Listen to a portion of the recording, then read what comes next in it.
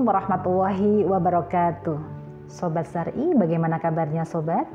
Semoga selalu dalam kondisi sehat.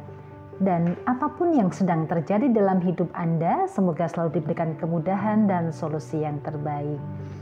Hari ini dengan penuh semangat dan energi positif, mari kita sambut podcast perdana Ngobrol Bareng by KSPPS Anugerah.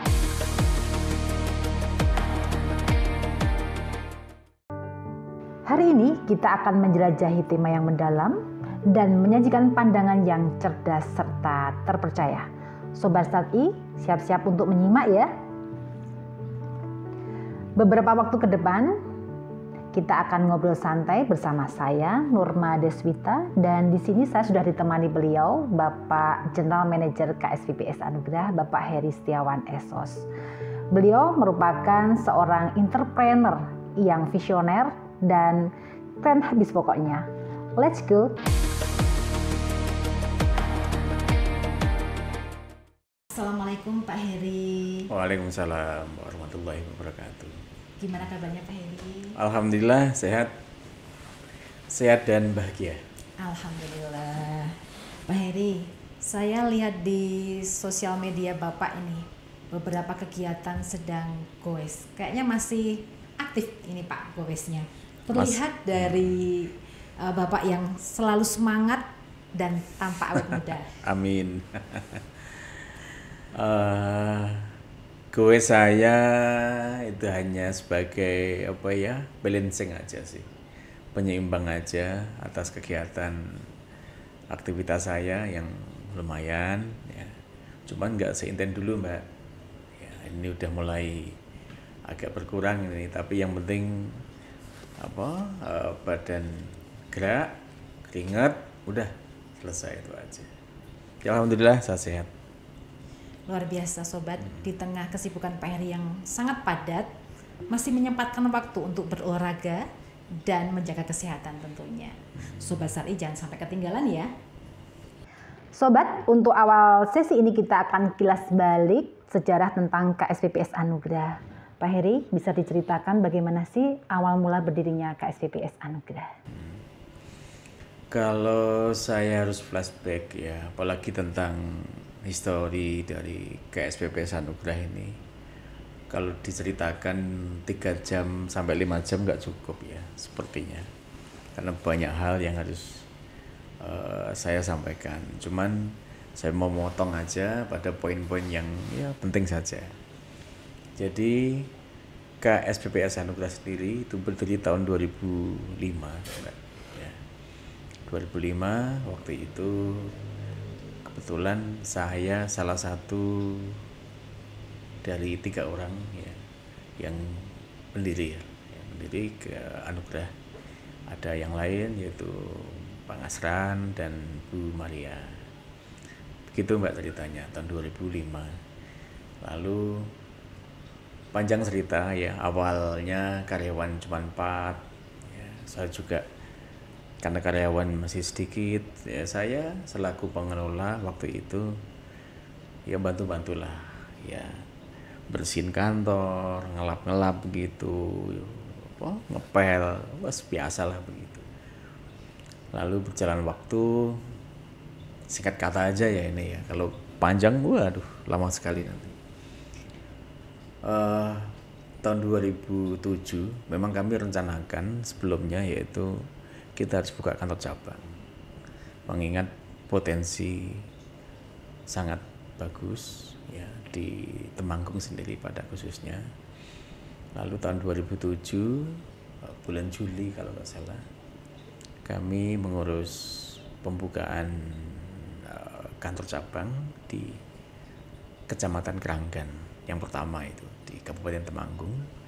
Lalu di tahun yang sama bulan Oktober kalau nggak salah itu di Kabupaten Purworejo, Purbalingga. Lalu Desember 2007 masih ingat saya itu di Gombong, Kabupaten Kebumen. Gitu Mbak, itu di awal di semester kedua ya 2007. Lalu 2008 ya, atas beberapa hal yang terjadi, dinamika luar biasa di dalam,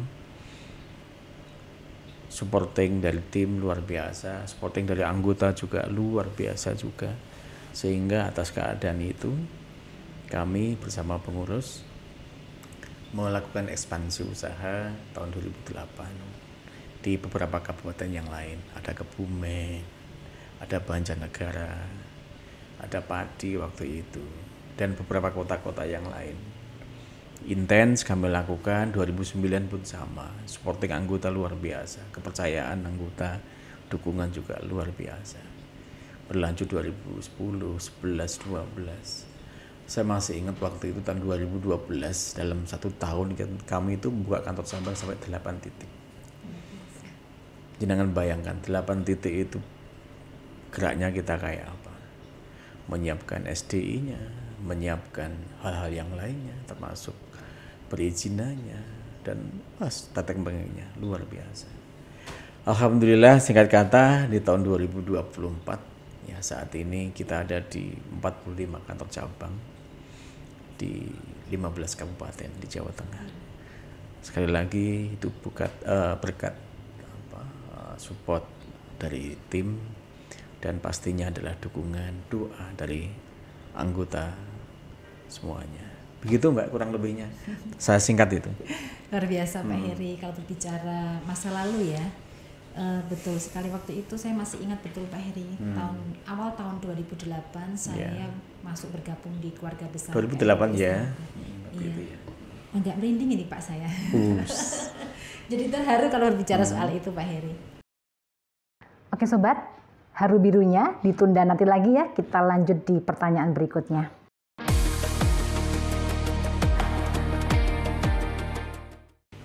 Pak Heri, selama berjalannya KSPPS Anugerah pastinya banyak momen yang berkesan di hati. Ya. Mungkin bisa diceritakan Pak Heri, kesan yang mendalam terkait perjalanan KSPPS Anugerah. Kesan mendalam. Kalau kesan itu banyak sekali ya. Baik kesan yang negatif ya, tapi nggak banyak sih. Ada kesan positif banyak sekali. Tapi kalau kesan yang mendalam, yang paling membuat saya terkesan itu adalah tahun 2020. Kita tahu semuanya pada waktu itu tahun 2020 Indonesia dan seluruh dunia sedang dilanda pandemi COVID-19, di mana pandemi itu menghantam seluruh lini kehidupan, lini usaha, memporak-porandakan tatanan masyarakat. Lah kenapa sampai masyarakat? Otomatis kan banyak hal yang berubah kan di masyarakat itu. Ya, orang yang awalnya bersosialisasi, ngumpul sama tetangga, akhirnya nggak ngumpul karena takut tertular. Demikian juga dengan keluarga yang awalnya saling berkunjung satu sama lain, akhirnya terpisah juga karena takut terpapar juga. Di lini bisnis pasti kita tahu semuanya tahun 2020 itu banyak sekali yang terpengaruh ya. Bahkan tidak hanya dari sisi bisnis tapi dari sisi kemanusiaan, jelas seperti itu. Banyak perusahaan-perusahaan ya, mau kecil, mau sedang, mau besar, tidak tahan terhadap goyangan pandemi ini. Mereka mem-PHK ribuan karyawan, ribuan buruhnya. Perusahaan-perusahaan yang lain pun sama, tidak kenal mau itu perusahaan produksi barang, perusahaan jasa, atau apapun. Warung-warung kopi, warung-warung makan di desa, semuanya usaha pasti berantakan semuanya. Dan yang membuat saya berkesan adalah tahun itu anugerah, alhamdulillah juga sama terkena juga imbas dari pandemi itu. Karena anugerah kan nggak berdiri sendiri. Ada anggota di luar sana yang terpapar juga, terkena imbas juga, baik secara kesehatan, bahkan beberapa meninggal dunia. usahanya kolaps, ini kan berpengaruh terhadap jalannya perusahaan. Dan ketika perusahaan-perusahaan lain melakukan pemutusan hubungan kerja atau PHK, ketika itu saya dihadapkan pada dua pilihan yang sama-sama sulit, sangat dilematis. Satu sisi, saya harus menjaga selaku penanggung jawab bisnis ya, bahwa Anugerah harus survive. Anugerah harus survive. Kenapa? Karena Anugerah sudah terlanjur menjadi tumbuhan hidup kawan-kawan semuanya, karyawan-karyawan semuanya. Ya, diakui atau tidak, ya itu pasti ada di situ. Tapi di sisi lain, kita juga nggak bisa menghindar bahwa pandemi ini mengoyak betul ya beberapa kondisi-kondisi yang ada di dalam. Ya. Anggota-anggota penyimpan waktu itu menarik tabungannya karena mereka sudah tidak bisa survive lagi dengan usahanya. Otomatis kan makan tabungan, Mbak. Mengambil tabungan untuk kegiatan, untuk bertahan hidup. Sehingga kami juga terpengaruh juga karena basic dari anggota-anggota kami kan banyak yang dari pedagang, usaha dan macam-macam, itu kan banyak sekali. Yang terjadi apa? Ya. Porsi untuk pembiayaan kami tidak lakukan karena kami fokuskan pada pemenuhan kewajiban kepada anggota-anggota penyimpan. Dan itu nggak hanya satu kantor, di hampir seluruh kantor itu terjadi atau melanda ya hal yang sama kurang lebihnya. Tentu saya tidak sendiri ya. Ada partner, ada anggota yang masih sangat percaya, masih sangat peduli ya dengan hal itu. Sehingga dua simpul tadi, satu antara menjaga supaya surviving Anugerah itu tetap berjalan, yang kedua adalah bagaimana kawan-kawan ini juga masih ada di dalam Anugerah. Sementara keadaan tidak memungkinkan untuk ambil dua-duanya. Maka yang kami lakukan adalah apa? Kami harus pilih salah satu. Yaitu apa? Aset terbesar dalam perusahaan adalah karyawan. Sumber daya insani, sumber daya manusia. Itu adalah aset terbesar. Anugerah bisa seperti ini tanpa karyawan. Nggak ada apa-apa. Seperti itu, Mbak. Jadi yang menjadi motivasi terbesar kami ya seperti itu. Maka kami abaikan ya tentang profit Anugerah, omset, lalu perputaran atau cash flow yang seharusnya itu berjalan baik ya, kami korbankan dalam tanda kutip demi untuk apa? Karyawan tidak ada yang keluar dari Anugerah atau kasarnya tidak PHK. Karena mereka, coba bayangkan kalau saya PHK dengan dalih kita terkena imbas dari pandemi, mereka pun bisa memahami ya. Tapi ketika mereka keluar dari Anugerah, mau kerja di mana? Pabrik banyak yang tutup, warung makan sama juga, pos-pos ojek sepi semua. Kita ingat betul kan 2020 jalanan sepi, luar biasa. Mereka mau kerja apa? Anak istrinya bagaimana? Oke, jadi tahun 2020 adalah pilihan yang sangat sulit. Kami pertahankan betul kawan-kawan yang ada di sini. Meskipun ya waktu itu saya berikan pemahaman yang dalam, harus ada penyesuaian soal gaji atau insentif atau apapun, tunjangan-tunjangan. Kita harus sesuaikan. Kalau nggak sesuaikan, ini akan goyang kita. Dan kawan-kawan bisa memahami. Alhamdulillahnya di situ. Ya. Saya juga berpikir waktu itu, kalau kawan-kawan bertahan, mereka akan kuat seterusnya. Tapi kalau memang mereka mau lepas, ya kami nggak bisa menolak. Jadi dalam konteks yang lebih dalam lagi, itu dalam kondisi dual or die, kita hidup atau mati. Dan saya keyakinan kawan-kawan harus diselamatkan, dalam tanda kutip ya. Kawan-kawan harus menjadi prioritas karena mereka adalah karyawan aset terbesar, aset yang paling berharga. Itu Mbak, kesan saya dalam sekali. Ya, meskipun ada kesan-kesan yang lain juga yang tidak kalah dalam juga, tapi itu membekas sekali dalam memori saya, kurang lebihnya, gitu Mbak. Ya.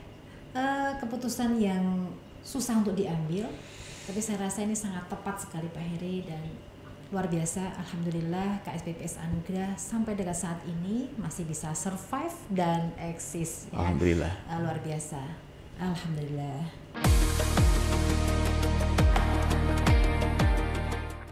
Oh ya Pak Heri, di tahun 2018 ini ada momen yang sangat mempengaruhi bisnis KSPPS Anugerah. Bisa diceritakan ke Sobat Syar'i, Bapak, momen seperti apa sih di tahun 2018? Jadi Sobat Syar'i semuanya, kawan-kawan semuanya, selain tahun 2020, di mana itu momen yang benar-benar menguji endurance sebuah bisnis, daya tahan sebuah bisnis ya. Ada sisi lain yang jelas-jelas itu juga sangat penting dalam mewarnai proses berjalannya anugerah, yaitu tahun 2018 adalah proses migrasinya anugerah dari yang sebelumnya kami berdiri tahun 2005 sampai 2017 ya, itu KSP, Koperasi Simpan Pinjam yang berbasis konvensional. Lalu tahun 2018 kami semuanya ya, seluruh tim manajemen, seluruh pengurus bertekad dan ikrar dalam hati yang luar biasa, kita bermigrasi ke sistem syariah. Bukan menambah unit, tapi merubah pola dari konvensional ke syariah. Itu kan gerakan moral, itu kan gerakan hati yang luar biasa. Meskipun mengandung konsekuensi yang tidak ringan juga, berat sekali dan besar sekali tanggung jawabnya. Banyak cerita di situ, proses dinamikanya dari proses awalnya, transisinya sampai berjalannya waktu, luar biasa. Itu kalau ceritakan juga 2 jam 3 jam nggak akan selesai. Ya, gitu. Luar biasa. Pastinya banyak yang harus diperjuangkan dan banyak yang harus dikorbankan. Pasti. Ya. Dan tentunya anugerah ini berasal dari embrio, ya. Dan alhamdulillah step by step anugerah sudah menjadi lebih baik lagi. Dan semoga hijrah KSPPS Anugerah ini adalah hijrah yang kafah. Insya Allah ya. Kafah itu kan seutuhnya ya. Jadi untuk bisa mencapai pada titik yang kafah itu kan perlu waktu, Mbak. Ada durasi perjalanan yang tidak sebentar juga. Ya. Sampai dengan saat ini kami masih terus belajar semuanya. Ya.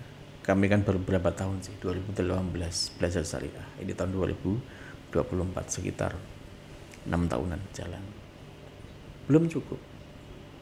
Semakin kami tahu beberapa hal tentang pola-pola syariah, semakin banyak kami nggak tahu atau belum tahu.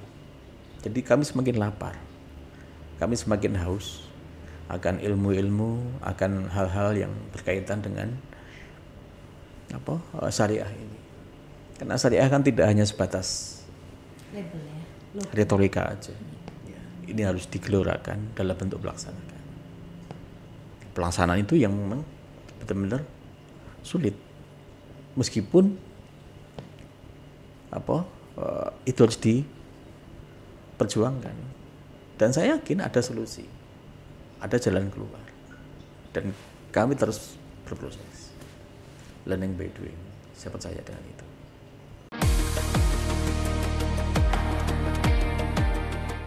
Pak Heri, di luar sana kan banyak sekali inovasi dan hal-hal baru yang masif. Bagaimana sih KSPPS Anugerah menyikapi hal tersebut? Oke, jadi kita tahu semua ya bahwa dunia sedang bergerak, dunia sedang berubah. Dari waktu ke waktu banyak hal yang tidak terduga. Ya, kalau kita benar-benar jeli loh ya. Nah, dalam kaitan dengan anugerah sendiri, tentu anugerah tidak mungkin statis. Kami harus dinamis, menyesuaikan dengan perubahan-perubahan zaman, ya, yang terus mengalami banyak pergeseran macam-macam. Dalam kaitannya dengan bisnis ini, ada satu hal besar yang menjadi tantangan sekaligus cita-cita saya, ya, selaku penanggung jawab bisnis di sini, yaitu apa? Kami semuanya, ya tentu enggak hanya saya sendiri ya, semuanya, ada pengurus, ada pengawas, ada DPS juga, ada tim di bawah juga, berusaha keras menghapus dogma perspektif dari masyarakat secara umum tentang koperasi. Mohon maaf, di beberapa kalangan ya, tidak semua kalangan, masih ada pandangan bahwa koperasi itu kuno, koperasi itu ecek-ecek, koperasi itu manual, koperasi itu terbelakang, sehingga ada pandangan yang sebagian masyarakat lah, segelintir masyarakat yang menganggap atau memandang remeh tentang koperasi. Nah, itu menjadi tantangan kami semua, ya, tidak hanya tim manajemen tapi juga pengurus dan semuanya, bahwa ada persepsi yang harus kita rubah. Maka dalam rangka itu kami tidak hanya menggelorakan dalam bentuk retorika atau visi misi saja, tapi berusaha menerapkan itu benar-benar terjadi. Beberapa hal sudah kami lakukan, ya, di mana sistem kerja yang banyak di luar sana, saya mungkin masih offline, di Anugerah sudah kami jalankan transaksinya sifatnya online dan real time. Pelaporan antar cabang, lalu penyajian beberapa data secara real time sudah kami jalankan sejak beberapa belas tahun yang lalu, ya, mungkin ya lebih dari 15 tahun kali ya waktu itu. Tentu itu tidak mudah, ada banyak konsekuensi, ada banyak tantangan juga. Alhamdulillah ya, kami dibantu dan punya tim IT yang luar biasa. Sebagai contoh aja, saat ini server Anugerah itu tidak berada di kantor, dan itu sudah lama. Awalnya sempat di kantor, ya, cuman karena beberapa pertimbangan teknis ya khususnya, kita tidak lagi menaruh server di kantor. Server Anugerah ada di luar Indonesia, dan itu sudah jalan beberapa puluh tahun yang lalu, dan alhamdulillah so far so good.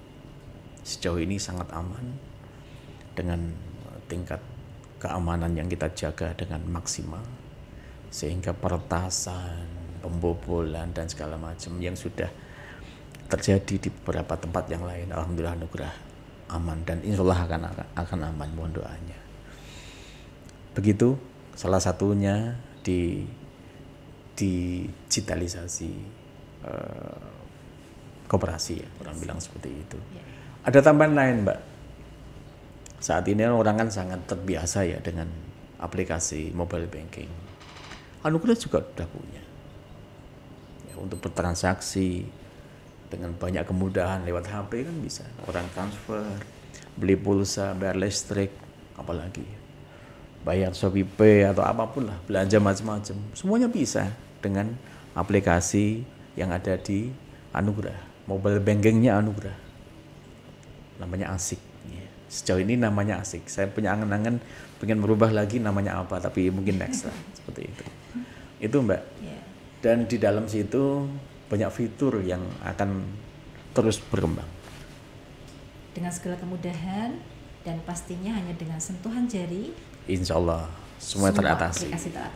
Semua masalah teratasi.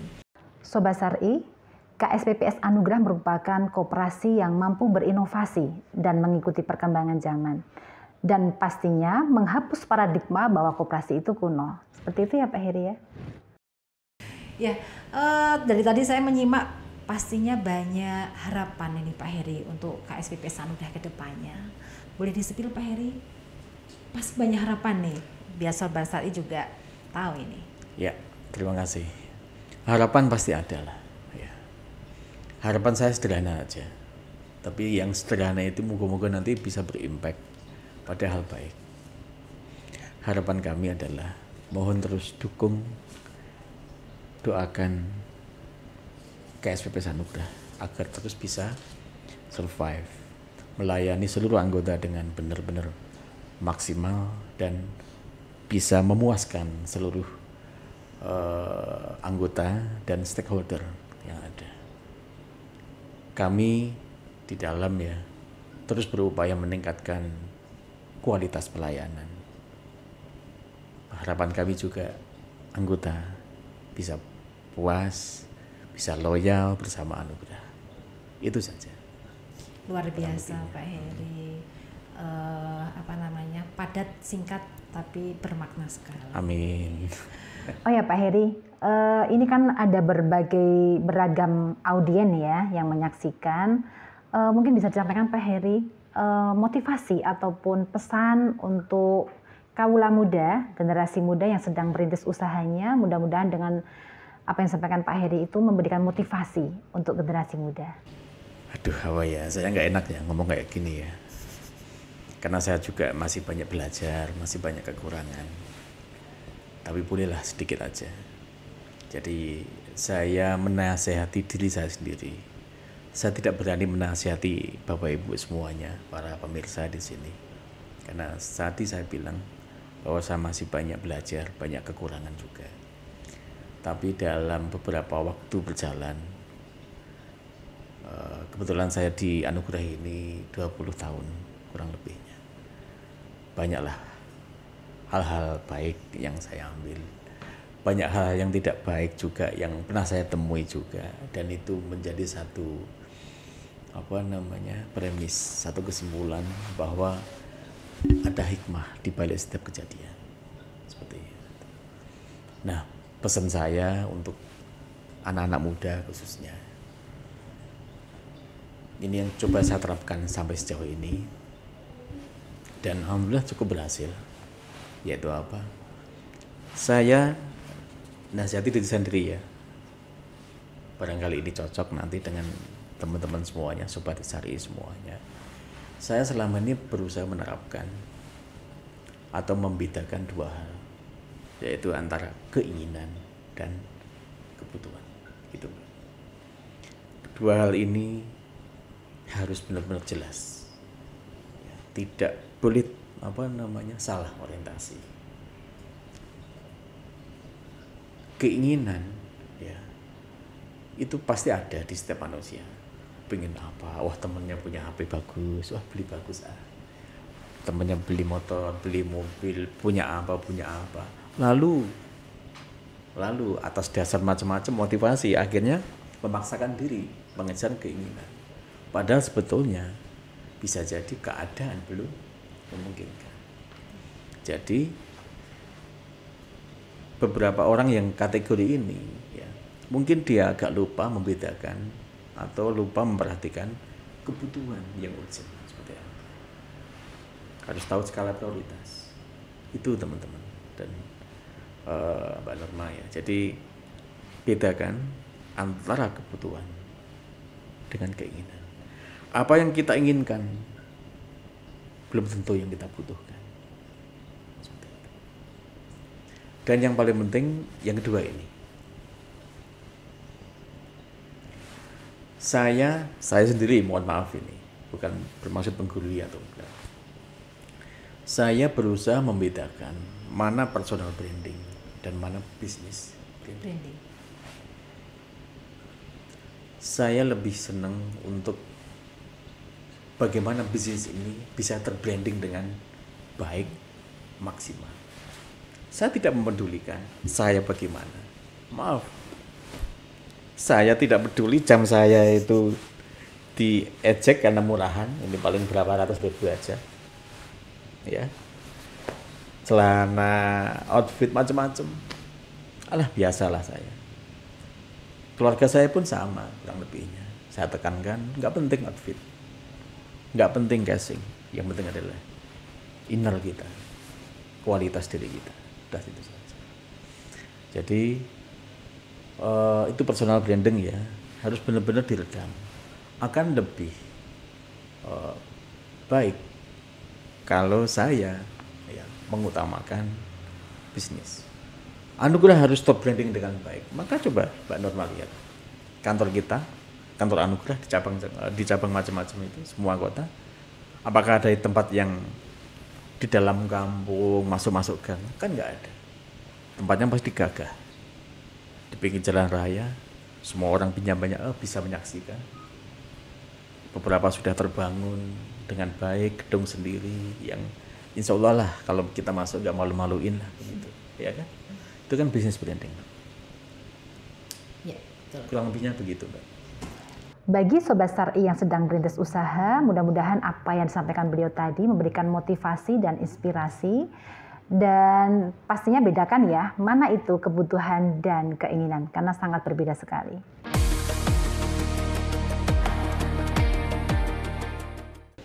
Oh ya Pak Heri, dari tadi nih kita asik ngobrol sampai lupa mempersilahkan minum Pak Heri. Oh ya. Silakan Pak Heri, kopi buatan saya ini loh. Oh iya, siap. Yeah. Mari kita Terima kasih. Ya.